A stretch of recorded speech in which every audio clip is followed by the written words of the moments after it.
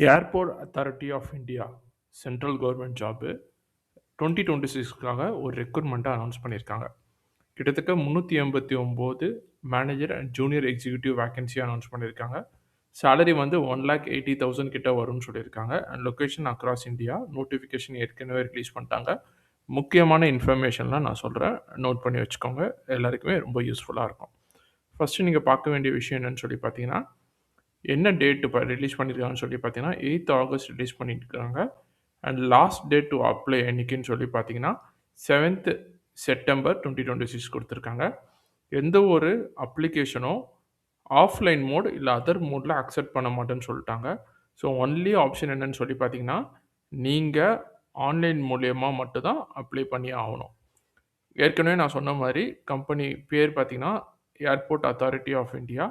என்னென்ன ரோலுக்கு எடுக்கிறாங்கன்னு சொல்லி பார்த்தீங்கன்னா, மேனேஜர் அண்ட் ஜூனியர் எக்ஸிக்யூட்டிவ் ரோலுக்கு வேரியஸ் டிசிப்ளினில் எடுக்கிறாங்க. டோட்டல் வேக்கன்சி பார்த்தீங்கன்னா 389 vacancy. Application mode online mode மட்டும்தான்.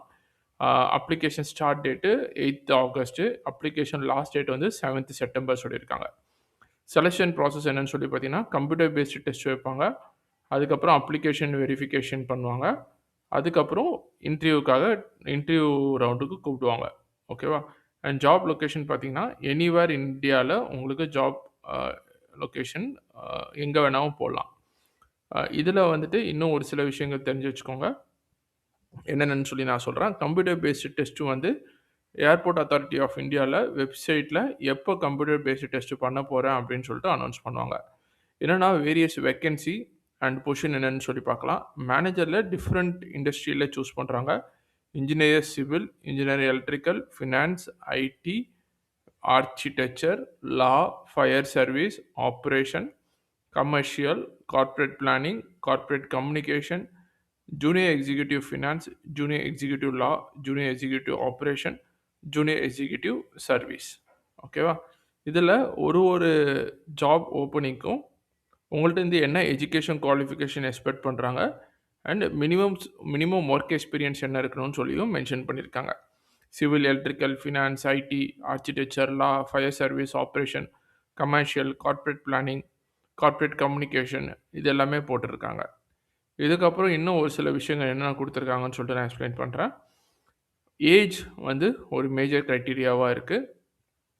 சப்போஸ் மேனேஜராக இருந்தீங்கன்னா ஏஜ் வந்து 32 வயசு வரைக்கும் மேக்ஸிமம் லிமிட் கொடுத்துருக்காங்க.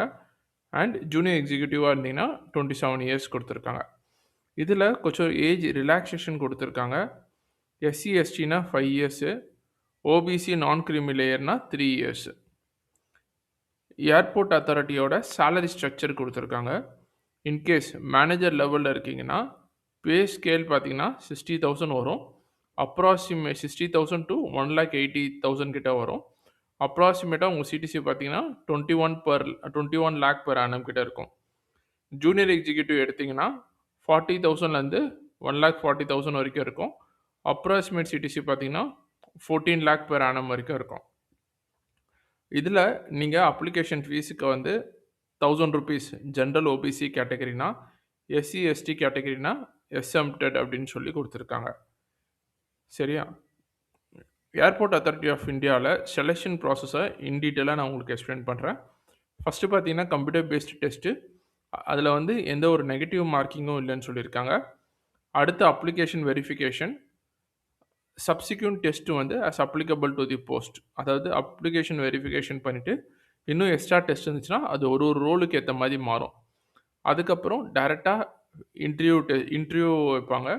இன்டர்வியூ முடித்ததுக்கப்புறம் ஃபார் மேனேஜர் இன் ஃபயர் சர்வீஸ்க்கு மட்டும் முக்கியமான ஒரு சில டெஸ்ட்லாம் சொல்லியிருக்காங்க. Physical measurement test, driving test, physical endurance test, casualty, carrying role, pole climbing, rope climbing, ladder கிளைம்பிங்னு சொல்லி நிறைய வச்சுருக்காங்க. இது வந்து ஃபயர் சர்வீஸ்க்கு மட்டும்தான்.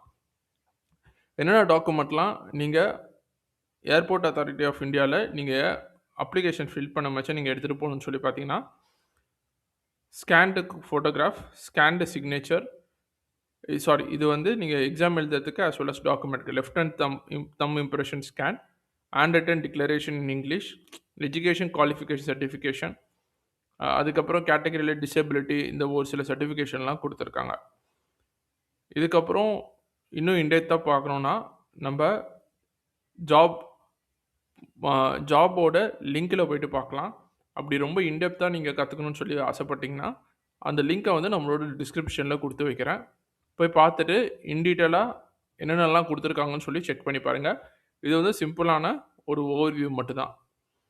இந்த ஜாப்க்கு நீங்க அப்ளை பண்ணணும். இந்த டிஸ்கிரிப்ஷன்லாம் என்னென்னலாம் டீட்டெயில்ஸ்லாம் இன்னும் இன்டெப்த்தா தெரிஞ்சுக்கணும்னு சொல்லி ஆசைப்பட்டீங்கன்னா, லிங்க்க வந்து நம்மளோட டிஸ்கிரிப்ஷன்ல போய் குடுக்குறேன். போய் பார்த்துட்டு அப்ளை பண்ணுங்க. அது மட்டும் இல்லாத இந்த வீடியோ யாருக்கு யூஸ்ஃபுல்லா இருந்ததோ அவங்களுக்கு ஷேர் பண்ணுங்க. இன்னொரு நல்ல வீடியோல நான் உங்கள பார்க்குற வரைக்கும் டாடா பை பை டேக் கேர்.